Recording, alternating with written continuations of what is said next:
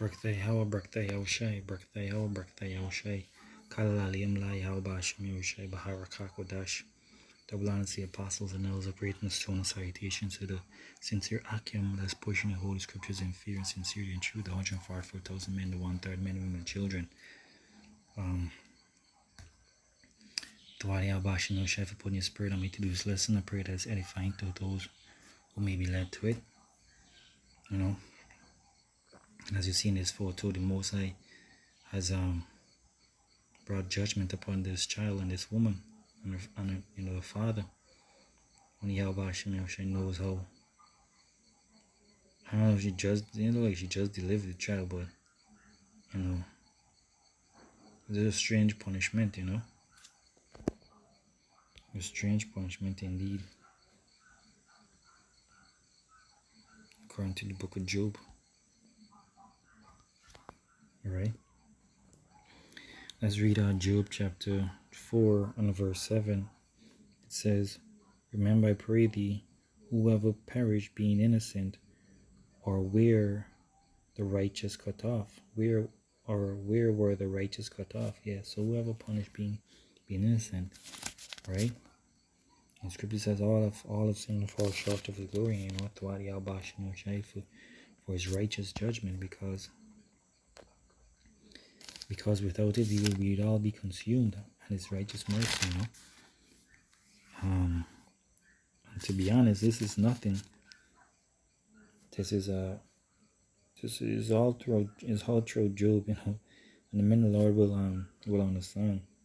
This is, you see they're praying, and some people question Al-Bash, why you have to do this, why you have to do that, and so forth. But Moses is justified in everything you do, because you can do whatever you want, basically. Alright? This is Job chapter 8 and verse 3. It says, "Doth the Most High pervert judgment, or doth the Almighty pervert justice?" It says, "If thy children have sinned against him, he has cast them away for their transgression." Alright? So the Most High would do these things because of our past sins. And also, the Most High would do it just to show forth his power as well. To show that the Most High is merciful and the Most High can do wrath. And we're going to get that precept. This is Job chapter 8 and verse 20. It says, "Behold, the Most High will not cast away a perfect man, neither will he help evildoers." Right? So the Most High will not cast away a perfect man, and neither will he help evildoers. Yahweh Hashem Yahushua know her sins, and know what they would have done for the Most High to bring out such a strange judgment. Let me see. This is a good one right here. This is Job chapter 11 and verse 6. It says,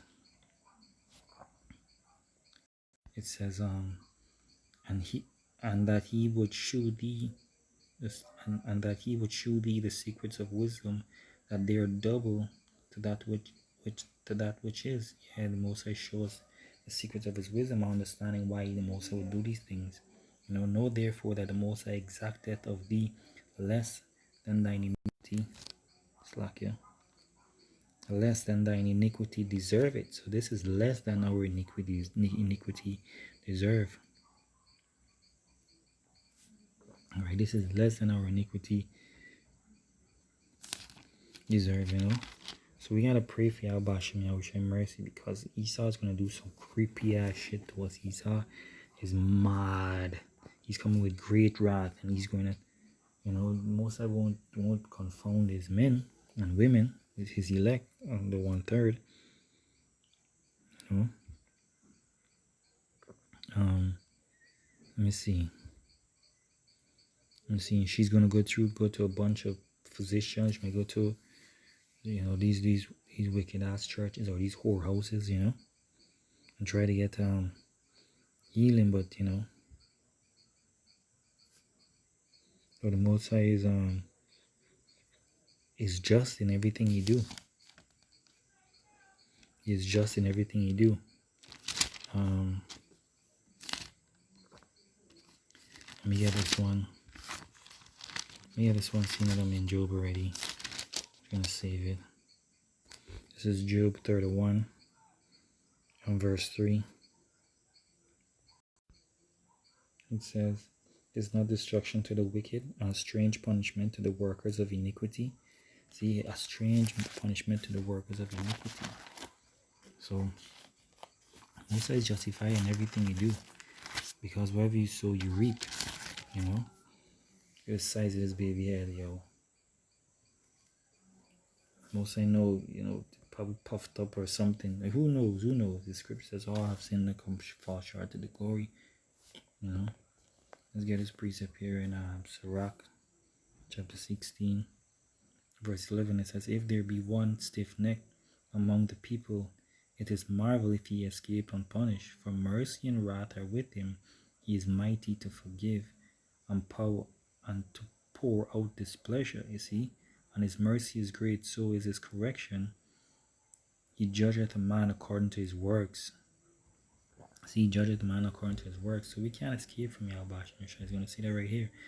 It says, verse 13, it says, "The sinner shall not escape with his spoil, and the patience of the godly shall not be frustrated." Yeah, the patience of the godly shall not be frustrated.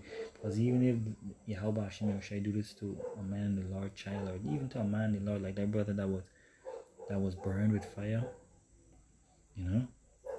he continued, he did a lesson on it, and he explained, he gave his testimony, and that was warning to us, that the Most High could take us out anytime, even if we're in the spirit, because scripture says in Job, I was going to read it, but I'm going to paraphrase it, that the Most High destroyed the perfect and the wicked, because who's more perfect than scripture says in Job 4, "Shall a mortal man be more just than his creator?" Roughly paraphrasing,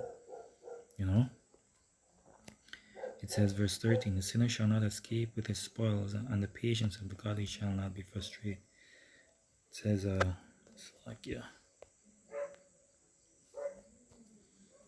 It says, where is it? That's perfect. At 14, it says, "Make way for every work, make way for every work, make way for every work of mercy, for every man shall find according to his works. Yahweh hardened Pharaoh that he should not know him, that his powerful works might be known to the world." It says, "His mercy is manifest to every creature. His mercy is manifest to every creature. And he hath separated his light from darkness with an adamant." All right. Verse 17 says, "Say not, I will hide myself from Yahweh. Shall any remember me from above? I shall not be remembered among so many people, for what is my soul among such an infinite number of creatures?" So you thinking you can hide among these people? The Most High is gonna judge. The Most High is gonna judge them dreadfully, dreadfully. Let's get Matthew chapter 27.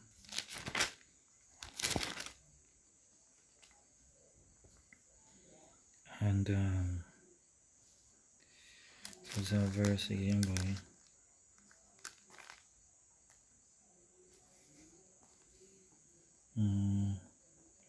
Good. Verse 24.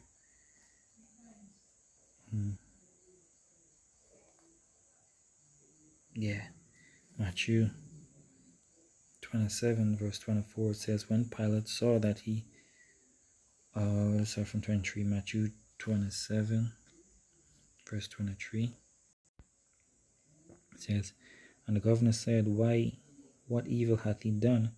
But they cried out the more, saying, Let him be crucified." Talking about Yahushua, of course. It says, "When Pilate saw that he could not prevail nothing, but that rather the tumult was made, he took water and washed his hands before the multitude, saying, I am innocent of the blood of this just person. See ye to it.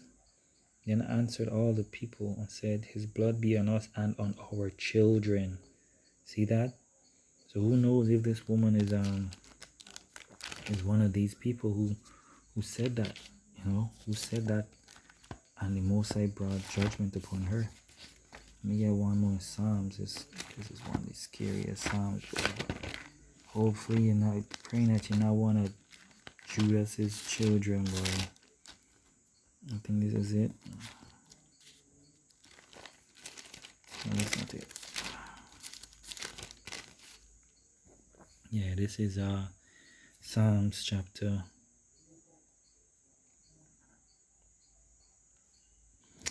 Oh, yeah. Let's get this here. So she's crying out for prayers, right? So this is Psalms chapter 109, verse.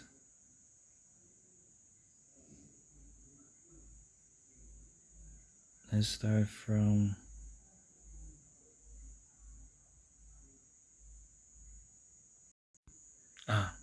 Yeah, let's start from 4. It says, "For my love, they are my adversaries, but I give myself unto prayer." All right. It says, "For her love, they are adversaries," or for Yahweh shall love, because this is talking about Judas Iscariot, but it could apply to to Esau and 2/3 of Israel, because that's within the spirit of Judas or the spirit of Saul. It says, because all scriptures is written for our learning, right? It says, "Set thou a wicked man over him, and let Satan stand at his right hand." It says, "When he shall be judged, let him be condemned, let his prayer become sin." So in this case, it looked like her prayers become sin, But Yahweh Shemir is merciful. We don't know at the end of the day what Yahweh Shemir is going to do. But bringing this off edification,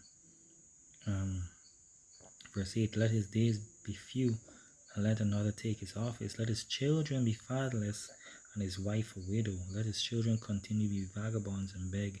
Let them seek bread, also out of the desolate places." Alright?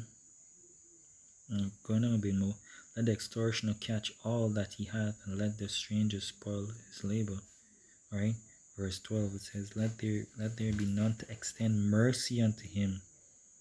That's scary, bro. No one to extend mercy, neither let there be any to favor let there be any to favor his fatherless children. Let there be none to favor his fatherless children. And this goes back to the curses. And this proving we are the children of Israel. It's proving we are the children of Israel. Curses will fall upon us. Let me see.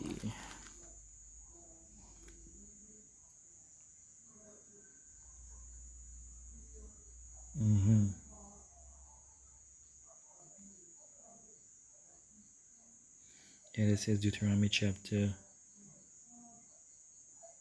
from 58, chapter 28, verse 58. It says, "And if thou wilt observe to do all the words of this law that are written in this book, that thou mayest fear the glorious and fearful name Yahweh thy power." Ooh, I love that's written. Gotta check that up in the Hebrew. "Then Yahweh will make thy plagues wonderful, and the plagues of thy seed, even the great plagues, and of long continuous and sore sickness of long continuous." Ooh, see that? Plagues wonderful. Look at that boy.